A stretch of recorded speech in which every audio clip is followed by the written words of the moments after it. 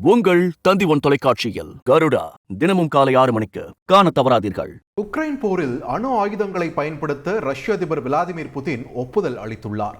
இந்த விபரீத முடிவை புதின் எடுக்க காரணம் என்ன என்பதை விவரிக்கிறார் சிறப்பு செய்தியாளர் சலீம். அதனை தற்போது பார்க்கலாம். உக்ரைன் ரஷ்யா போர் ஆரம்பித்து இன்றோடு 1000 நாட்கள் ஆகிறது. போர் பதற்றம் தணிந்துவிடும் என்று பார்க்கும் பொழுது போர் பதற்றம் உச்சக்கட்டத்தை எட்டியுள்ளது. இதற்கு காரணம் ரஷ்ய அதிபர் புதினுடைய அறிவிப்பு. அணு ஆயுதங்கள் பயன்படுத்துவோம் என்று தெளிவாக எடுத்துரைத்திருக்கிறார். தங்களுடைய அணு ஆயுதம் கோட்பாடுகளில் சில மாற்றங்கள் செய்திருக்கிறார். ஏன் புதின் இப்படி செஞ்சார் அப்படின்னு சொல்லி பார்க்கும் பொழுது இதற்கு பின்னால் அமெரிக்க அதிபர் ஜோ பைடன் இருக்கிறார்.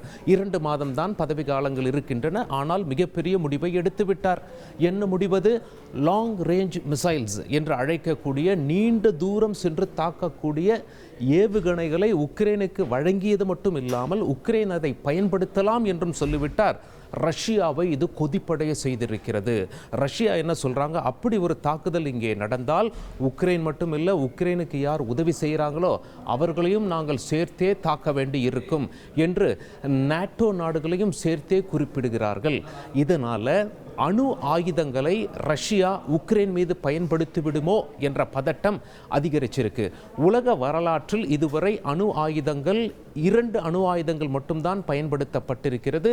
2ஆம் உலகப் போரில் 1945 அமெரிக்கா கொண்டு போய் இந்த அணுகுண்டுகளை ஜப்பான் மீது வீசியது. ஹீரோஷிமா மற்றும் நாகசாகி மிகப்பெரிய சேதங்கள் ஏற்பட்டது, உயிரிழப்பு ஏற்பட்டது. அதனுடைய தாக்கம் பல ஆண்டுகளாக இருந்தது. 2ஆம் உலகப் போருக்கு பிறகு உலக வரலாற்றில் அணுகுண்டுகள் பயன்படுத்தப்பட்டதே கிடையாது.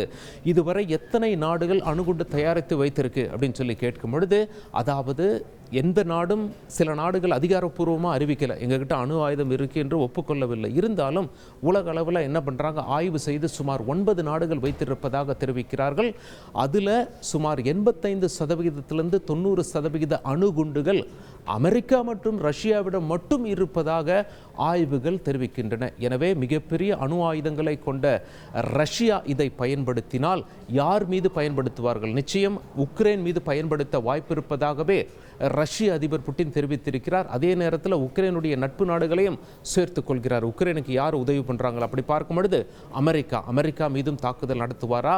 அமெரிக்கா அப்படி நடத்தினால் பதில் தாக்குதல் நடத்தும். அது உலகப் போராக மாற வாய்ப்புள்ளதாக போர் வல்லுநர்கள் எச்சரித்துள்ளார்கள். அப்படி ஒரு தாக்குதல் நடைபெற்றுவிடக் கூடாது, போர் பதற்றம் தணிய வேண்டும் என்று எதிர்பார்த்தாலும் போர் பதற்றம் அணு ஆயுதத்தை பயன்படுத்துவோம் என்ற அதிபர் புதினின் அறிவிப்பால் உச்சகட்டத்தை எட்டியுள்ளது. உங்கள் தந்தி ஒன் தொலைக்காட்சியில் கருடா தினமும் காலை 6 மணிக்கு காண தவறாதீர்கள்.